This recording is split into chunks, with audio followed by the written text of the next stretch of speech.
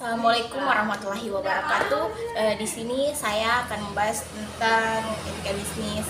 Perkenalkan, nama saya Syamsinar dari Prodi Manajemen 232C.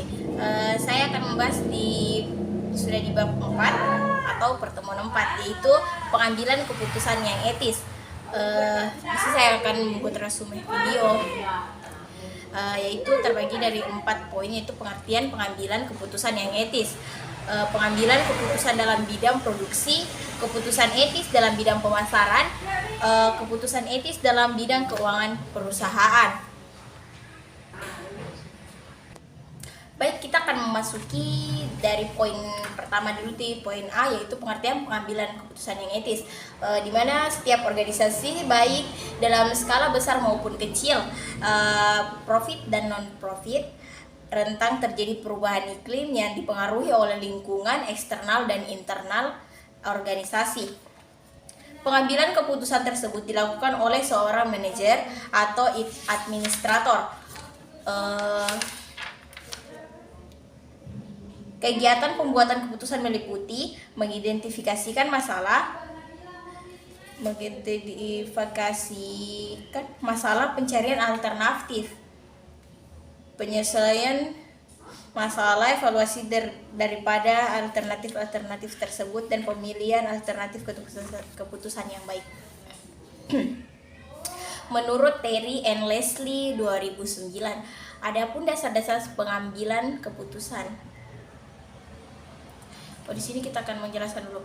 Pengambilan keputusan adalah pemilihan alternatif perilaku atau kelakuan tertentu dari 2 atau lebih alternatif yang ada. Terry dan Leslie 2009. Adanya pengambilan keputusan didasari karena adanya beberapa variasi pilihan dari suatu tindakan yang akan diambil. Pengambilan keputusan juga diidentifikasikan sebagai suatu pendekatan yang sistematis terhadap hakikat alternatif yang dihadapi dan pengambilan tindakan yang menurut perhitungan merupakan tindakan yang paling cepat. Siagian 1993. Dan di sini ada menurut Terry dan Leslie 2009. Adapun dasar-dasar pengambilan keputusan adalah intuisi, suatu proses bawah sadar yang timbul akibat pengalaman yang terseleksi. 2. Pengalaman. Pengambilan keputusan berdasarkan pengalaman memiliki manfaat bagi perusahaan pengetahuan praktis. 3. Fakta. Pengambilan keputusan berdasarkan fakta dapat memberikan keputusan yang sehat, solid, dan baik. 4. Wewenang. Pengambilan keputusan berdasarkan wewenang biasanya dilakukan oleh pimpinan terhadap bawahannya atau orang yang lebih tinggi kedudukannya kepada orang yang lebih rendah kedudukannya. Dan yang 5, rasional. Pada pengambilan keputusan yang berdasarkan rasional, keputusan yang dihasilkan bersifat objektif, logis, atau nilai dalam batas kendala tertentu sehingga dapat dikatakan mendekati kebenaran atau sesuai dengan yang diharapkan. Adapun beberapa hal yang diperhatikan dalam pengambilan keputusan secara rasional: kejelasan masalah, orientasi tujuan, pengetahuan alternatif.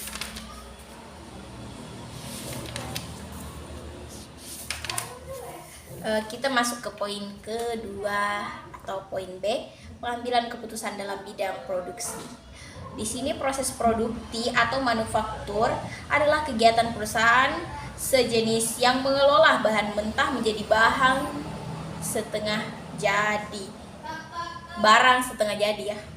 atau barang jadi dengan melibatkan bahan-bahan pembantu, tenaga kerja, dan mesin-mesin serta alat-alat perlengkapan sehingga memiliki nilai tambah yang lebih besar atau added value.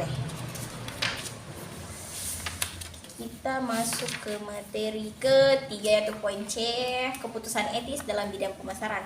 Manajemen pemasaran adalah analisis, perencanaan, pelaksanaan, dan pengandalian atas program yang direncanakan untuk menciptakan, membangun, dan mempertahankan pertukaran yang menguntungkan dengan target konsumen dengan bermaksud untuk mencapai sasaran organisasi Kotler 2002.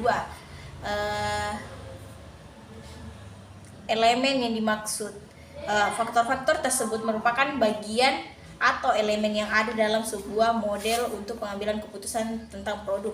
Elemen yang dimaksud itu adalah analisis pasar, 2 monitoring lingkungan, 3 menentukan tujuan produk, 4 menentukan marketing mix dan penerapan keputusan marketing mix. Dan yang terakhir itu ada mengadakan prosedur pengawasan.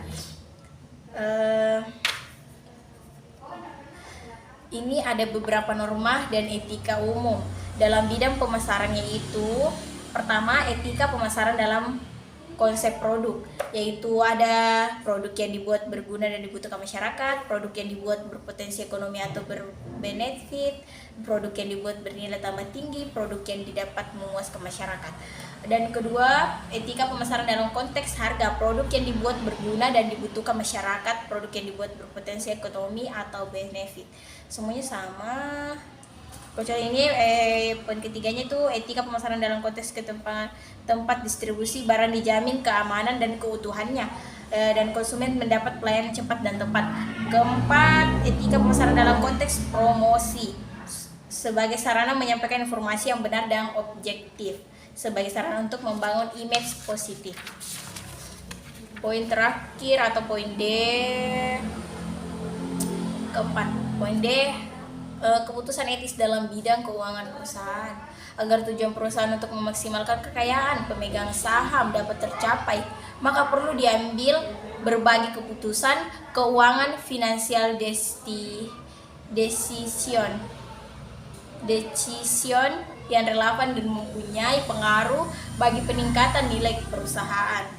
Pengambilan keputusan dalam manajemen keuangan perusahaan merupakan salah satu tugas dari manajer keuangan perusahaan. Keputusan investasi berkaitan dengan proses pemilihan satu atau lebih alternatif investasi yang dinilai menguntungkan dari sejumlah alternatif investasi yang tersedia bagi perusahaan.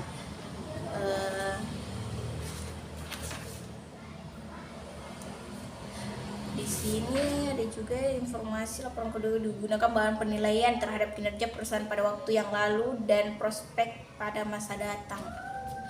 Karena fungsi laporan keuangan adalah sebagai etalase perusahaan yang berisi tentang segala aktivitas ekonomi yang dilakukan oleh perusahaan selama periode tertentu yang menyajikan informasi untuk pihak-pihak berkepentingan, maka penyusunan laporan keuangan harus bebas dari praktik atau manipulatif yang berpotensi agar merugikan pihak yang berkepentingan. Misalnya calon pemberi pinjaman memakai informasi keuangan perusahaan sebagai pertimbangan dalam mengambil keputusan pemberian pinjam modal. Tahun 2011. Baiklah, itulah tadi resume video dari bab 4 saya. Mohon maaf bila ada salah kata. Terima kasih sudah mau menonton. Wabillahi taufiq wal hidayah. Assalamualaikum warahmatullahi wabarakatuh.